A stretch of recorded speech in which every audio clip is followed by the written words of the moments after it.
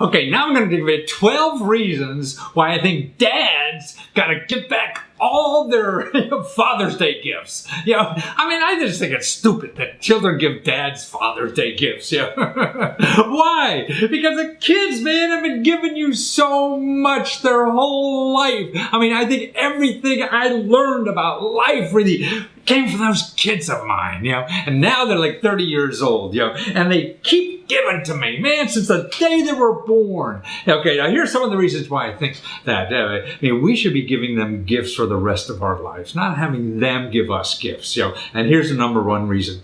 I think kids are the only thing in life that really turned out, at least for me, better than I thought it would be. Man, everything else by the time I got it in life, big deal. You work your butt off to try to make money. You work your butt off to try to be successful at something, and you finally get it, and you're happy for a day or two, but that's it. Boy, kids, when I heard about used to think about having kids, I used to put, there's good points and there's bad points and things like that. And man, and I'd say, when I ask people about having kids, they say, well, the good outweighs the bad. You mean there's bad in this and you did something when you knew there were bad? Man, I just think they're the greatest gift, in life, at least for me. And that's why I don't deserve a Father's Day gift. I should be giving gifts back to the kids. Okay. And also, I feel that the second point is that, we all work so hard to feel important in life. We want to affect other people's lives. We want to do a good job, and we want to be recognized, and we want somebody else to think we're important. Man, with kids, particularly when they're young, you are the most important thing in their life than anything else in the world. And you'll never be more important to anybody else again for the rest of your life as you are with young people. Man, I remember at the time I was doing talk shows. I get on the Today Show and all these big talk shows and everything. Man, if I don't show up on the Today Show, they'll get somebody else. I'm replaceable. It doesn't matter. But as a dad, for a young child, 1, 2, 3, 4, 5 years old, before they get friends and other things in life, man, you are the most important thing. Your wife could get another husband or whatever, but that kid can't get another dad. And there's nobody else more important than making you more important in the world to that one person than anybody else in life. So why would God, what a gift that is to feel so important. And that's what they give you. Okay. And also, I think what they do is teach you about love.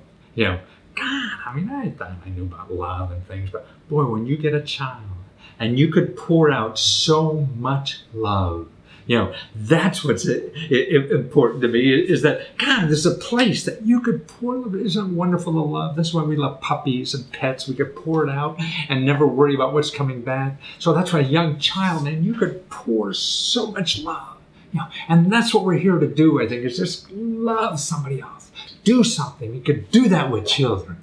And where else can you do that? Sometimes with grown-ups, no matter how good your relationship is, they're always, everybody's walking around with a clipboard, judging each other. And everything. There's no judgment with a child, right? You just love as hard as you can. And that's the joy it is. And also, I think that, God, what they taught me was that how love is renewable energy. It's not a zero-sum game. You only have so much love and you can only give so much. No, it's expansive. What the kids taught me is how, man, love could grow. I remember when we had 2 boys, and the first boy, I loved it so much, it was so neat and everything. Then when the second boy came out, I was worried if I could love the second boy as much as the first. How am I going to love him that hard? But you do. Yeah. It took a while because, see, when the first child, when all they do is burp and eat and poop, and, and that was cool on the first one. It wasn't so cool on the second one. so I would, until they got to be 6 months old or something, that, boy, they'd film our personality. And then the love just grows, man. It's just wonderful. Where else are you going to learn that? Is the outside world going to teach you that? No. And that's why these kids are so important. Why are they giving you gifts? You don't deserve it. They gave you so much already. And that's why it showed that how love is a renewable energy. The more you love, the more you you have love. Okay, also, what I learned then with raising kids is that, God, the experts don't know. I mean, you get baby books and everything, and you could read 1,000 baby books. Do this when this happened. Do the X, Y, this happened. Do the opposite when things happen. Everybody has 1,000 reasons and 1,000 ways you should raise a kid or not raise a kid. Man, you go to the bookstores, if there's bookstores left anymore, and you'll see thousands of books on this stuff. That means there's all kinds of opinion. And what it is trusting your gut.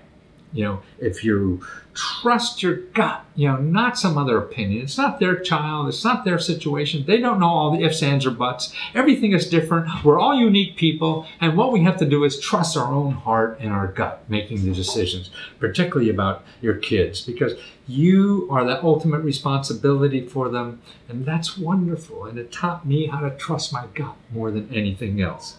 I'm getting my list here because I don't want to forget something. Because one of the other things they taught me is how we're all hypocrites. We're all hypocrites. We say one thing and do the other, and you see this in yourself when you're raising kids. That's what's neat. So you learn so much with kids in your life. That's what, you can't go to school and learn this stuff only with kids. I mean, you want to get a PhD in life? Man, have kids.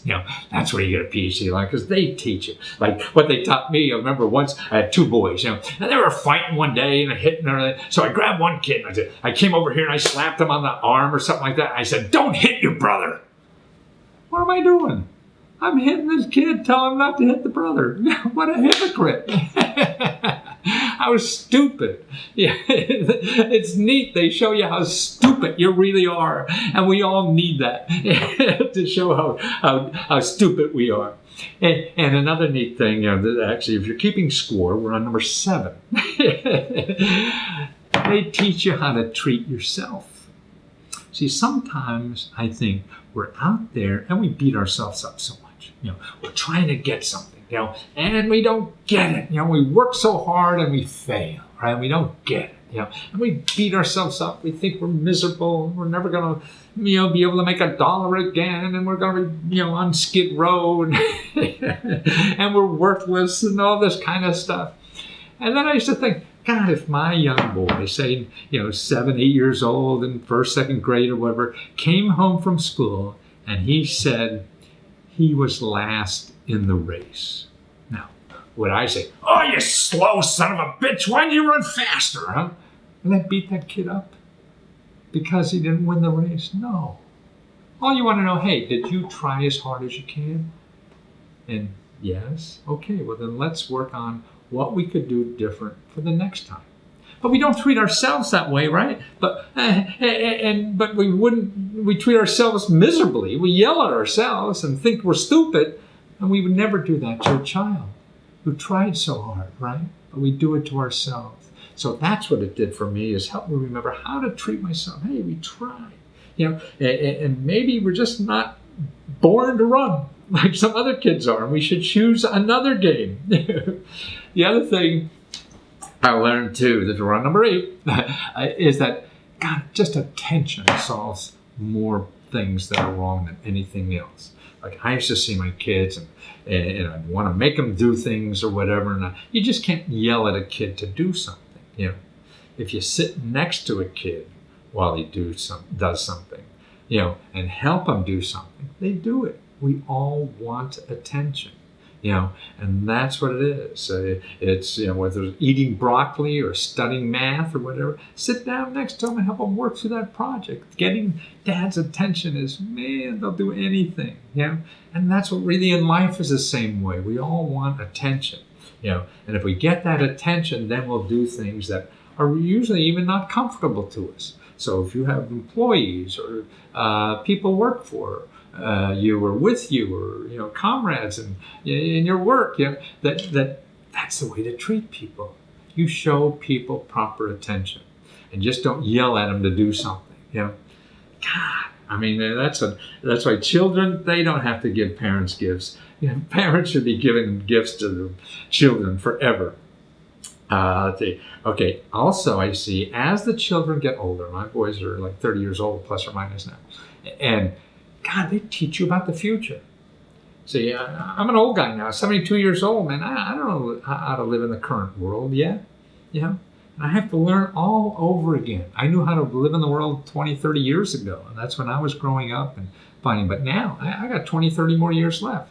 Well, my boys, who are 30 years old, are still trying to figure out the world the way it is now. See, just like me. I want to work for 20, 30 more years, and I got to figure out what the world is now, you know. And so, but see, I have a handicap.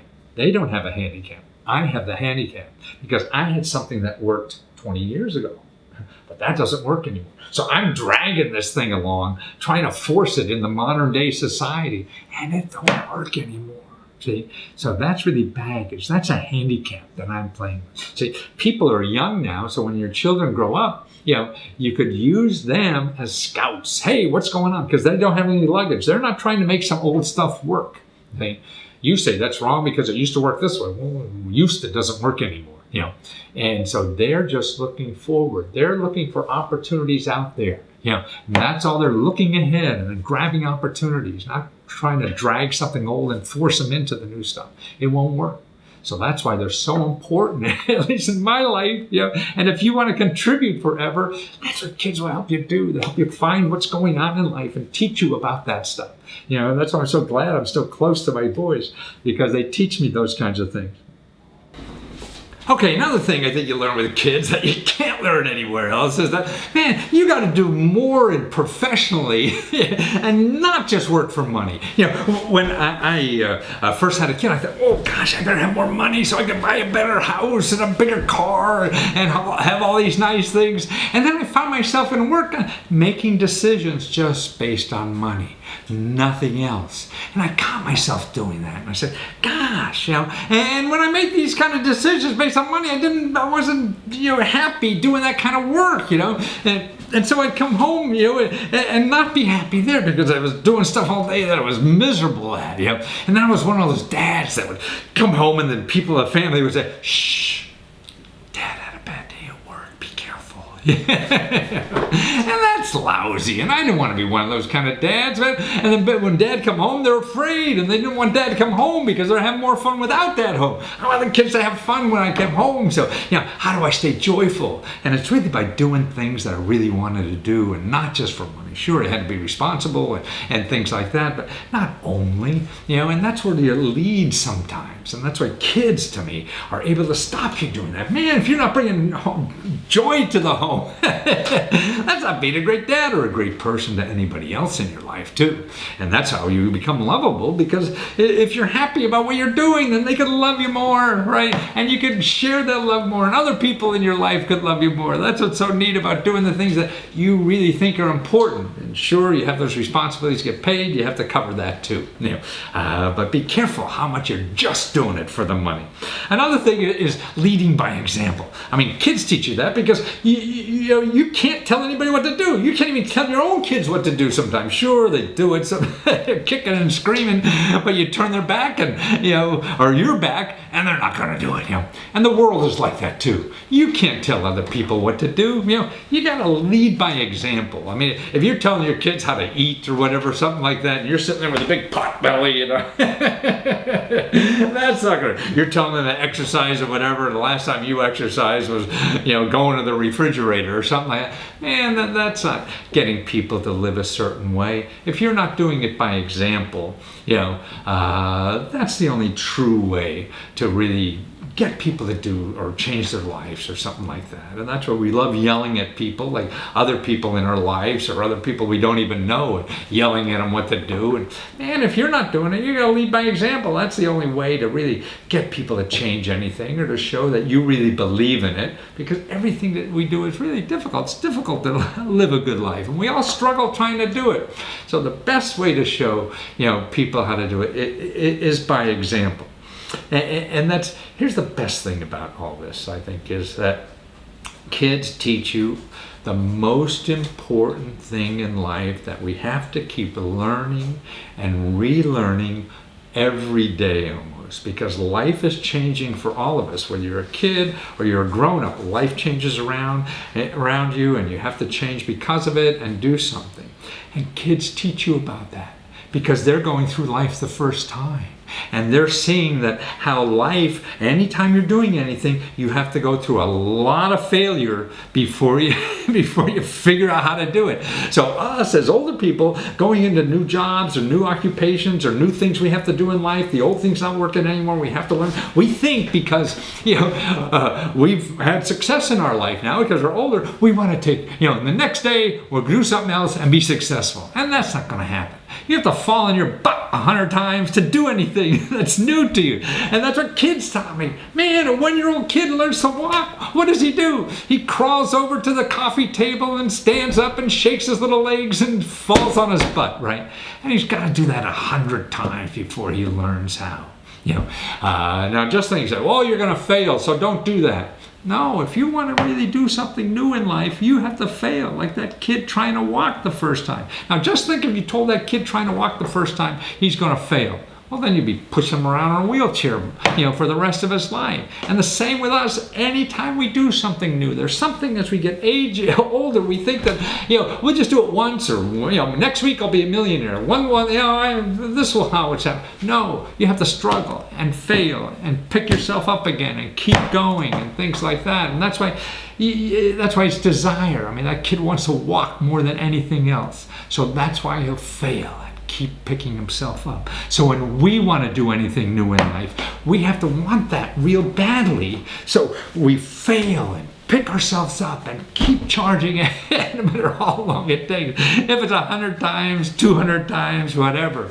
And we seem to forget all those things, as we become adults. And that's why you see your 1-year-old fail like that, because they want to do it. That's how to do things in life and keep doing them forever. That's why kids, man, dads don't deserve gifts. It's the kids that deserve gifts on Father's Day, because it's so neat being a father and having kids. Man, they teach you more than any PhD from the best university in the world could do, as they teach you about life, what life really